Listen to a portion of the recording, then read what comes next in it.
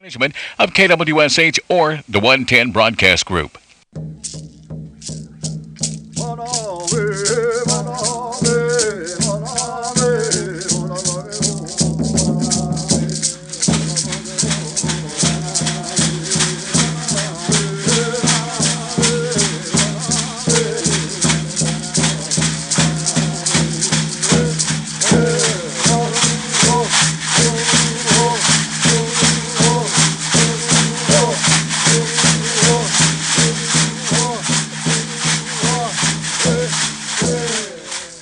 Good morning and welcome to Seminole Nation Radio program. I'm your host today, Edwin Marshall. We're usually joined in here by Bo Whitekiller, Communications Director, but Bo couldn't be with us today, so sitting in for him, Mr. Joe Coon. Good morning, Joe. Good morning. Hey, we've also got Delaney, Pennock, and Jeremy Fultz with us here on the audio and the video. This program will be rebroadcast later on the Seminole Nation Facebook page, so if you'd like to not only listen to it, but watch it, you can get back on the Seminole Nation Facebook page for a rebroadcast later after we've rendered it. Hey, hayoid, ogira hayo alagat nomade. Moment here, Seminole dalwa nagi. Okil kijironga nagi unaga uzagat nomad. Here is high schedule botin. Moment Tuesday adigat hayoid. Easy do it or malakal hayuad maugida dalak to it undun.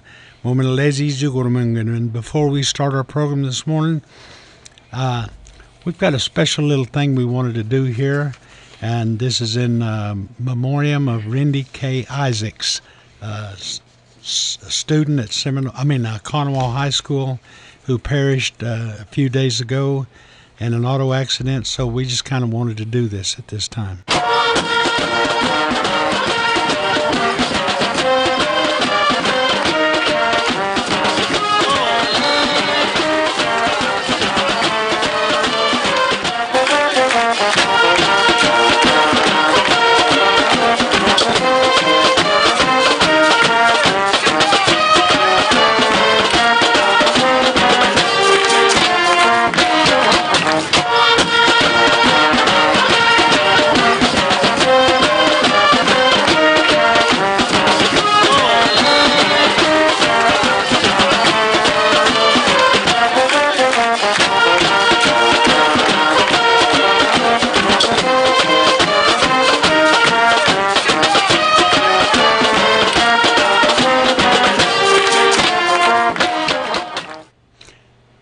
Thank you.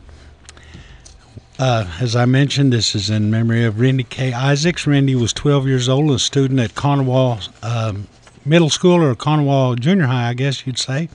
Perished in an auto accident the other night, and you may wonder why we're doing this. First of all, Randy, although she was not native, she affected a lot of our kids, our native kids, and our even our adults. And her family is well known in the Conwall area, very large family. As a matter of fact, I'm acquainted with one of her uncles, Doug, and so of course Doug's wife is Carrie Wise, and so we all know who they are. And Joe, you know this family even more than I do, and I know that you, having worked in the school systems, you're pretty aware of this whole situation. Yeah. I coached softball over there for 2 years, and a lot of those kids have been really close to me. I didn't have that particular age group, but in the softball world, I think we all kind of stick together, yeah. And it's been really tragic in different ways that I've been affected in that. As evidence of what you're talking about, the Iowa State softball team sent a condolences video, as well as the OU Sooners softball team, and even the OU Sooners coach, Patty Gasso, made a special video. And so this has really affected a lot of people. And yes. So, and we got some from Rose State and I believe Seminole State, and was one of Texas A&M, I think, sent condolences. And this is something that has affected the whole nation. People are calling from far away and wanting to help, and so it has really touched the community of Conwall. Mm-hmm. Okay. Well, funeral services are scheduled for 10 o'clock Friday, March 15th at the Conoway Public School Performing Arts Center. Reverend Drew Isaacs will officiate, and burial will follow at Vamusa Cemetery. The honorary pallbearers, by the way, are the Conoway Junior High School softball team. So there will be a wake service, or the family will receive guests from 6 to 8 o'clock Thursday night at the funeral home, and that is the Swearingen Funeral Home in Conoway. Okay, we also have announcement that Marcia Harjo, many of you may remember Marcia is a manager of the Trading Post in Mvskoke, passed away. The funeral will be Thursday at 2 o'clock, officiated by Reverend Bill Hoby. This is at the Swearingen Funeral Home. There will be a viewing for family and friends from 6 to 8 on Wednesday evening. And once again, both of these will be held at the Swearingen Funeral Home. I think someone mentioned she may be a member of the Eufaula Band and the Bird Clan. So I know a lot of people knew Marcia from around Mvskoke at the Trading Post as well. Okay, Joe, we got church meetings this weekend. Well, before we go there, I want to sing a song. Oh, I'm sorry, absolutely.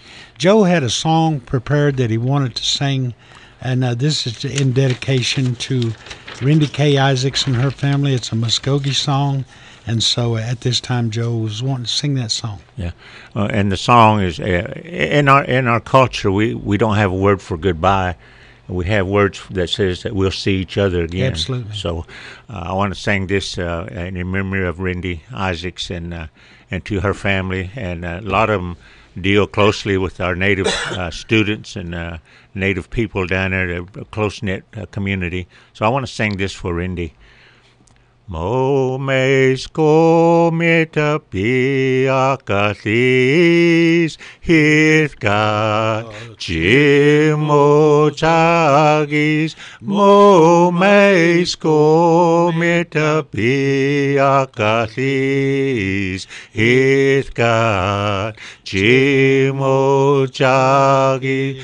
Mikor sapagia pianan hitkat chimo chagis.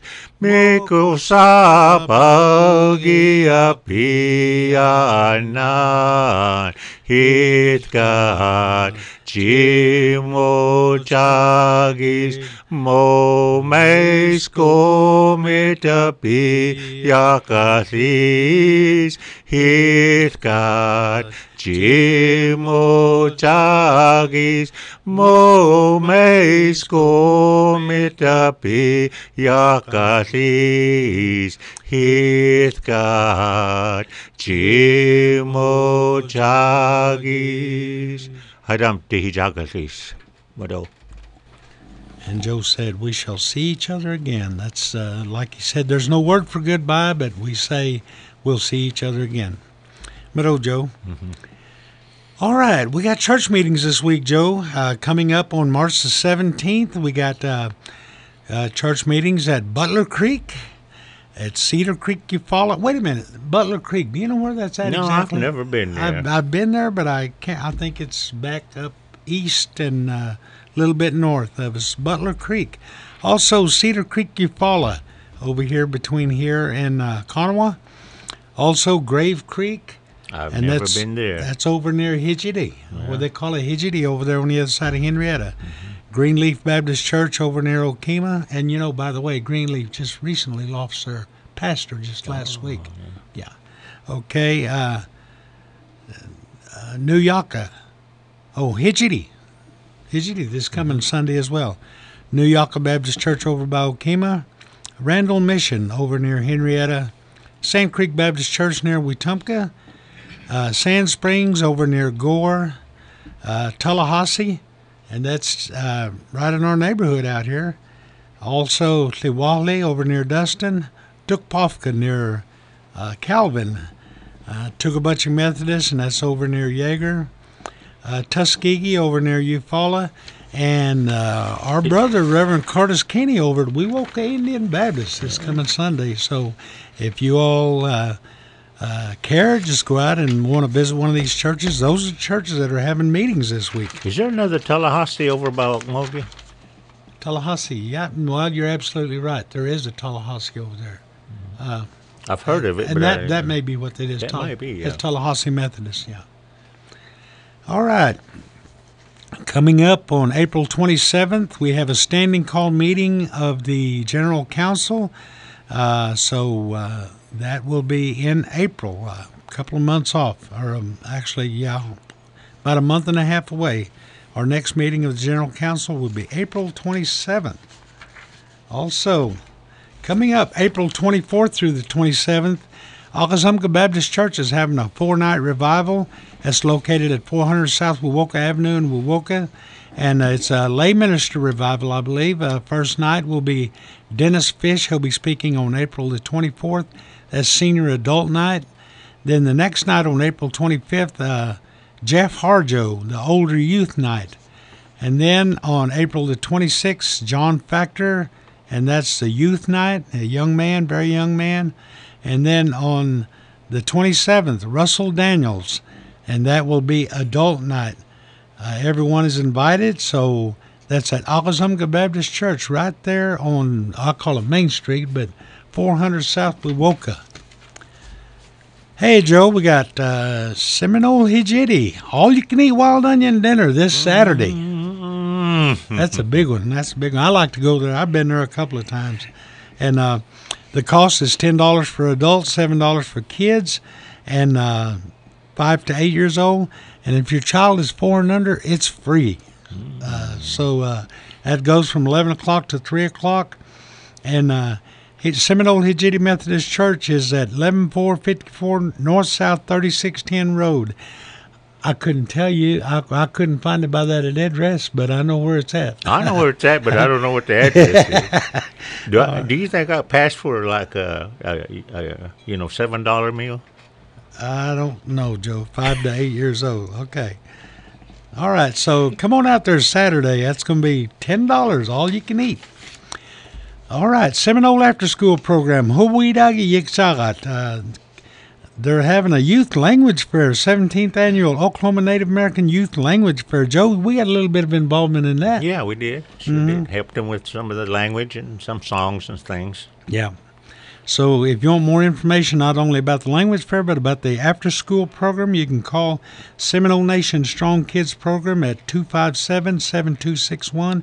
That's 405-257-7261. By the way, as we mentioned before, the Seminole Nation BCR Commission is open on Saturdays, the last Saturday of the month. So the next one will be March the 30th for 4 hours in the morning from 9 to 1. That's for people that have a hard time getting there through the week. They're doing this on a 6-month trial. If it's successful, they'll keep it up. But that's a Seminole Nation BCR. If you need to get a car tag and you just can't get up there through the week, come on out last Saturday of the month. Commodity Supplement Food Program being offered by the Seminole Nation Food and Nutrition Program. That's Commodity Program. This program, Joe, is for anybody that's 60 or older that meets the income guidelines and they reside in Seminole County. You don't have to be native. That's pretty good, isn't it? It is. Yeah. Yes. Love them commodities. I wish they still had that Spam stuff. Oh, I like that cheese. Oh, yeah? Yeah. We do that every week. All right, Seminole Nation Diabetes Program, Water Aerobics Class Schedule, Spring 2019, Mondays from 2 to 3 and 6:45 to 7:45. Wednesdays at 2 o'clock to 3 o'clock, and Thursdays from 6:45 to 7:45. They're held at the Seminole State College gym. Pool. You can come take the plunge. For more information, you can contact James at 405-234-5247. All right, we're going to take a minute and we're going to hear about some information from the nation with Mr. Jeremy Fultz. It's Don't Go. This is Jeremy Fultz with highlights from the nation. On Friday, March 8th, the Historic Preservation Office hosted the 50th anniversary of the Seminole Nation of Oklahoma Constitution. Assistant Chief Lewis Johnson moderated the program as Chief Greg Chilcote welcomed the people. Historic Preservation Officer Ted Isham and Rodney Factor gave a presentation, and the keynote speaker was William C. Wantlin. In 1954, when Paul Fickinger, the area director in Mvskoke, said, "You Seminoles don't need to spend money for a principal chief." Marcy Cully was our principal chief at the time, and Mr. Fickinger just said, "Marcy, you're fired." And then said, "You don't need a chief. If you need someone to preside over your council, let the council elect a chairman from among its membership." And from 1954 until the Constitution was adopted in 1969, there was no principal chief of the Seminole Nation. The federal government had simply taken away even that last vestige of independence. And the nation wants you to save the date, March 30th, 1 to 4 p.m. for a tribal potluck and break bread with the chief. Mikon Daklegi Idigabejagits. Be sure to join us next week as Valentina Tiger, the General Counsel Secretary, may or may not drop by to say hello. And that is your highlights from the nation. Mado Jige Jige Jige.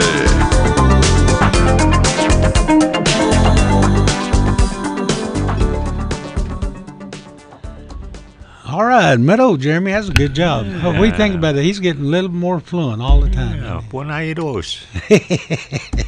You know, really, Jeremy grew up around it. His grandpa was a minister at Middle Creek Baptist Church, Middle Creek number 1. And Jeremy grew up with all that speaking in his house. His grandpa and grandma both spoke it a lot.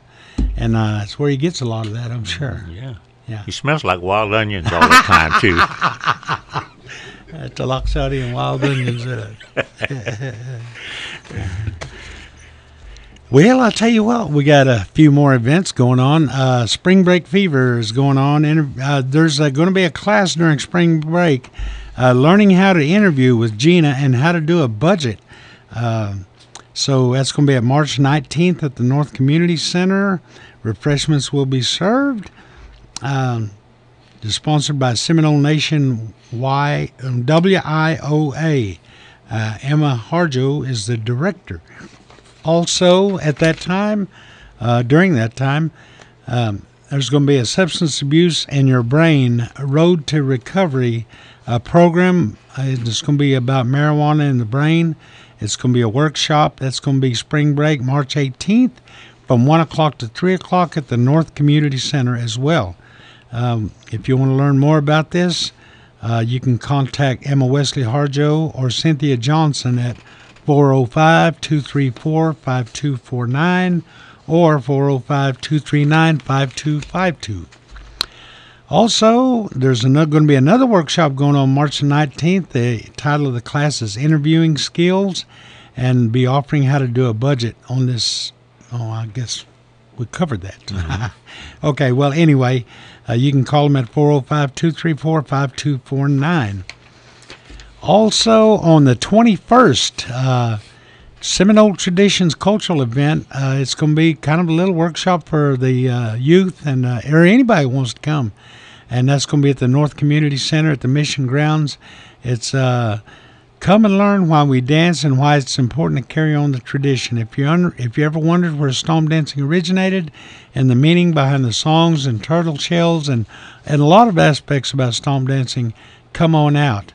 At 9 o'clock that morning, they'll have a fry bread, grape dumplings demonstration. They'll also have softki and fixins for Indian tacos. That meal will be at noon, but this presentation will be from 1 to 3 o'clock. For more information or donations, contact Emma Wesley Harjo or Cynthia Johnson at, once again, 405-234-5249 or 234-5252. All right, we did an interview, a pre-recorded interview with Mr. Greg Votaw, and he's on the Finance Committee with the Tribal Council, and we'd like to play that for you and give you some information about what's going on with the finances of the Seminole Nation as seen through the eyes of our Tribal Council. So at this time, we're going to run that. It's Jay, and welcome to the first edition of Mvskoke Talks. And we're here. We're laughing because it's a good indicator of what we're doing. Edwin Marshall brought us some Mvskoke here today, and we got it right in the middle. And any good Stajati table will have some on there. But another thing too that you got to have. Got to have your donuts. Donuts. But we're here today talking with Greg Votaw. We've asked Greg Votaw to come in and talk a little bit about the finances and the finance committee and the work that they're doing for the tribe and the nation. Greg, welcome aboard. It's Jay, Bo. Thanks for having me. Doing good, doing good. Also have moderator here and a man about town, Edwin Marshall. Edwin. Good morning. So one of the things we're going to look at today, and I've asked Greg to talk about, is some of the beginnings of the Finance Committee, about some of the things that he had to come into when he first came aboard, a little bit about himself, of course, but also where we're at now with our finances and what's the way forward. And Greg, welcome again. Tell us a little bit about where you're from and what's going on with you, and we'll just dive right into it. That's it. Well, from around here, so we're here in Seminole, and then my wife, she's from Delaney here, and general counsel rep for the Thwathly Band, and finance committee chair. So Okay, Greg, I one thing I've always noticed, you got a name from it's another tribal name. So do you have the other tribe mixed in your genetics? as far as I know, just the Seminole and Creek. Is that right? Votaw? Yeah. I think that's more come about for French side from my granddad. All right. So go ahead. Yeah. So, but yeah, so as far as the finance committee goes, like I said, started this and it was probably September, October last year. Mm-hmm. So by appointment of the chief, and then started out actually as a secretary. So okay. But Anita was chairman then, and so in this year and a half now, we're on our third budget officer. We've had some kind of struggles trying to keep that in line and going in with that due to no one in particular, just just circumstances of life. Right. So that's kind of put a little hamper on gathering of information and making sure everything is consistent between each officer. So coming in is kind of rough start.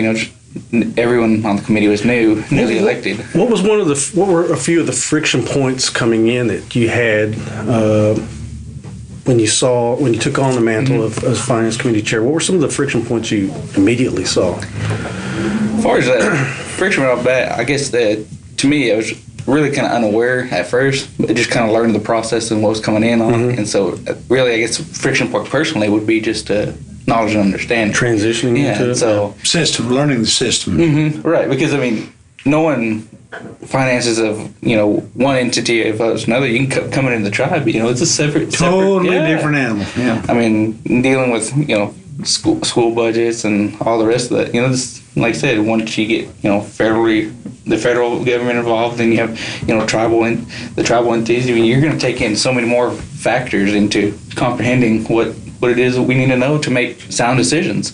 And so that's really the start of it, getting to know what the ins and outs of what's going on, and so trying to understand where we're coming to and where we need to go ultimately. Well, part of that is, you said some of the things that you had was learning new factors.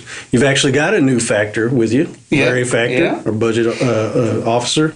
He's come in to help out. He was going to be here today, but he's got some other business he's taking care of. So how has he helped, and what does he bring to the table? He brings to the table a lot of experience and knowledge. He's been with the nation. I think he said this was his fourth time or so with us, but he's previously been with us as well as the Creeks, and working in the same areas as budgeting and finance, and so he brings a wealth of information and variety to this. Mm-hmm. So we're very pleased to have him on board. And Greg, I've been here since October, and I've noticed, and just from my personal perspective, I've noticed that the office of the controller has been vacant since I've been here. How is that going to impact what you try to do in finances?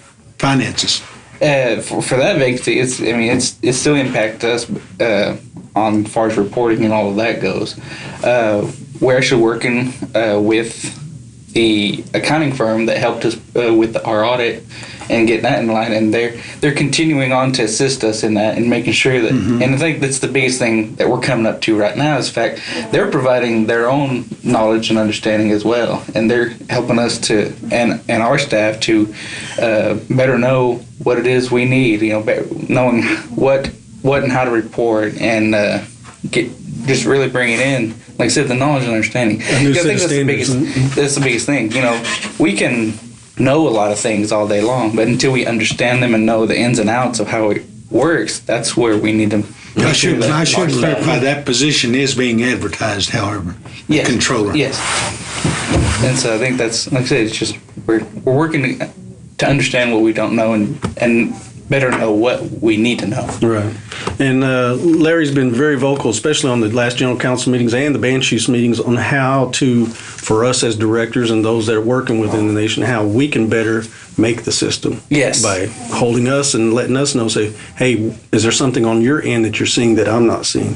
So just having that communication, I think, is a little bit, a lot of the movement of the way forward. Absolutely. Being able to understand that. And I think, now, and especially with, this with the past council meeting, getting a lot of those budgets approved, now we know we have a new set guideline to go off of, and then, fine-tuning the last two parts to be the full, complete budget. And with this being in place, we can go ahead and start on this next fiscal year for 2020, and we sent out a timeline here just recently to all direction studies saying that, this is our plan. This is, what we're looking at as far as deadlines. And this is kind of the scale that we want to be held accountable to and, and try to make this work. And so that, whereas last year we kind of just kept calling for it all at once and it was staggered, I think now that we've sat on this and got the experience behind us in this, that we're better prepared to make the next move. And I think this next year looks to be a little more promising. Fact is, we still have a struggle to get to as far as making a balanced budget and bringing in bringing the expenses down to make sure that the tribe still can generate either revenue or do better itself forward.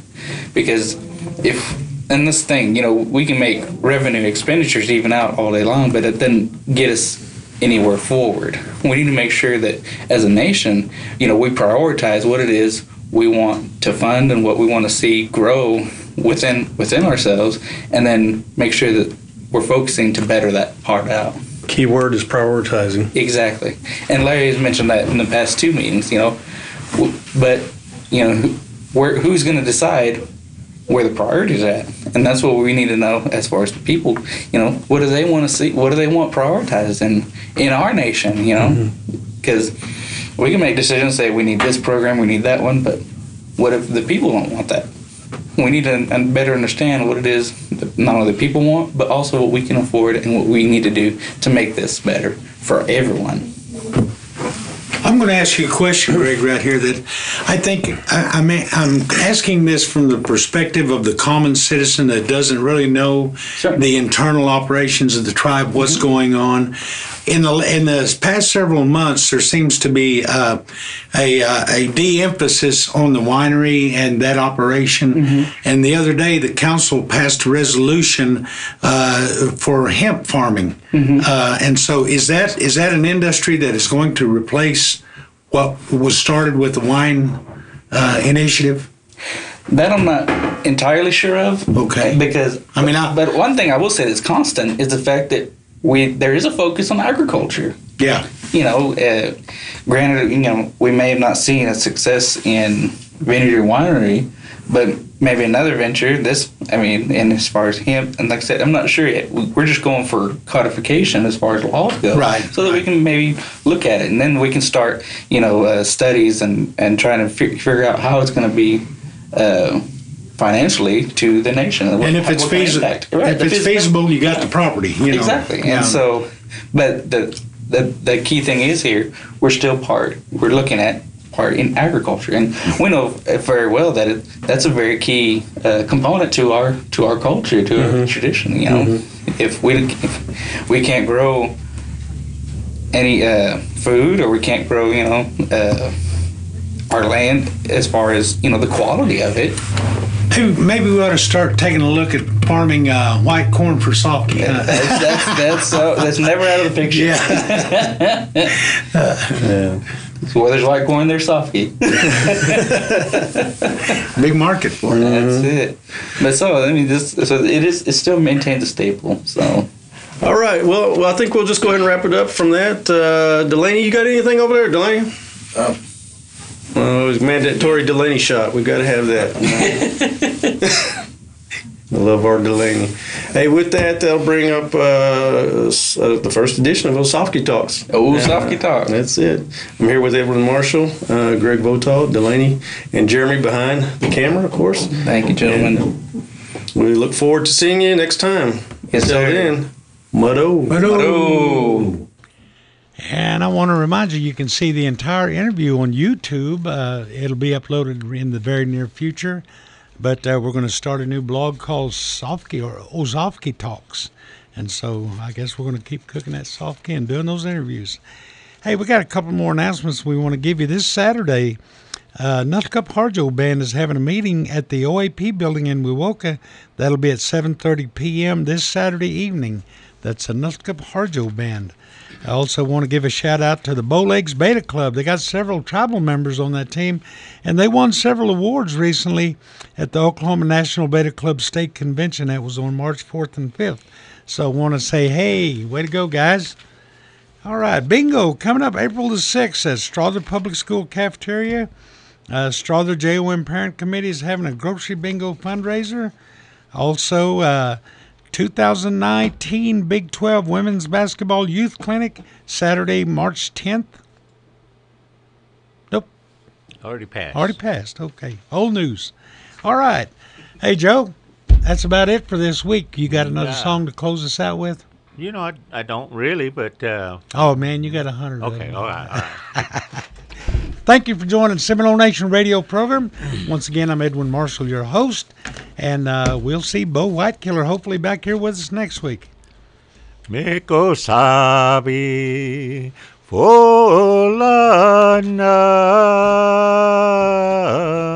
Jesus lay tanapo kibis Miko sabi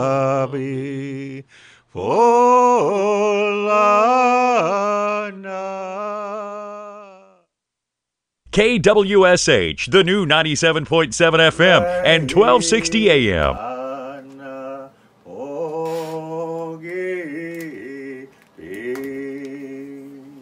Mano.